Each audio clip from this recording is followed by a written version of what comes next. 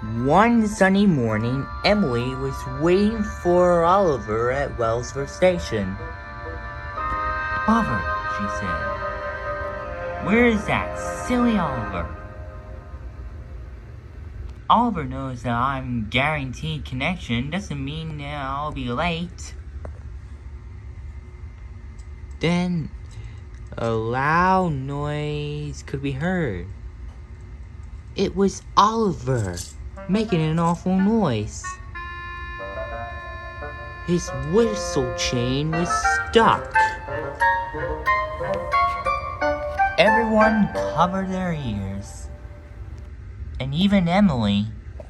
Soon, Oliver's driver freed the whistle chain, and the loud whistle was gone. "What's wrong, Oliver?" Emily chuckled. "Have you got an egg stuck to your whistle?" "Don't start, Emily. I'm not Montague." "Honestly, Oliver," Emily continued, "when will you learn that engines don't need food? Not happy with coal and water, are we?" Just then, Molly arrived. "Come on, Emily," she said. "Remember when you got covered in flour?" Not long ago, the troublesome trucks teased Emily for being late. So Emily pushed the troublesome trucks into a duck pond, and Emily got covered in flour. Emily didn't like being reminded of her incident, so she said nothing and left. Molly just smiled at Oliver. There's a farm on the main line and supply food for the market. Molly delivers trucks of bacon, eggs, and cheese from the farm, while Ashima delivers milk from Lower Tibet. They enjoy their work and made great friends with the farmer. The next morning, Molly had stopped at Crovan's gate with her train. As Emily pulled alongside, she saw her driver and fireman cooking eggs on her open dome for lunch. A steam engine cooking scrambled eggs? Whatever next? Molly smiled. "There's no harm of it," she said. "My driver and fireman needs coal and water for it." Emily snorted. She thought the idea is silly. But Emily's driver and fireman were most intrigued. Later that day, they arrived at Marin. As Emily was sleeping, her crew snuck off to the station cafeteria. Soon they came back with eggs and ham. "What should we use to cook them? How about we'll try Emily?" Emily was surprised. "Don't you dare!" she snapped. "You're not using me as a boiling pot. I'm an engine, not a stove." Her driver and fireman just laughed and ready for baking.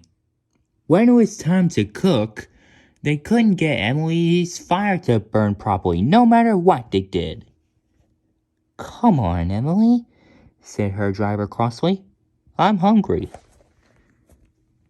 Emily huffed, and the flames flickered fiercely. The fireman couldn't react in time, and the egg caught fire. The fireman jerked the frying pan, and when he did, the egg disappeared. "Where did it go?" asked the driver. "Oh dear," exclaimed the fireman. "It must have slipped off the pan." "You get that egg out of my boiler before Emily trailed off, beginning to feel unwell. Suddenly, with a huff and a blow, she gave a great sneeze.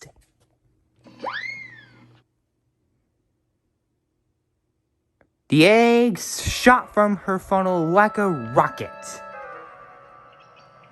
landing on her smoke box. One went straight into her nose.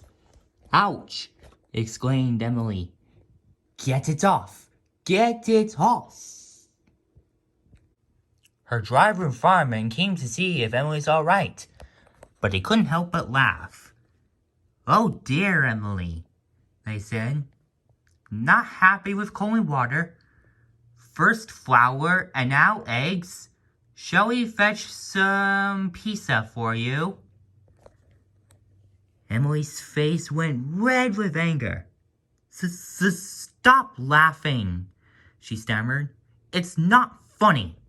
Get this off me before someone sees. But it was too late. When Oliver arrived, he saw everything. Oh dear, he remarked. Not convinced with coal and water, are we, Emily? Honestly, when will you learn that engines don't need food? Emily had no reply. She just looked down at her buffers as Oliver and his crew gave a chuckle.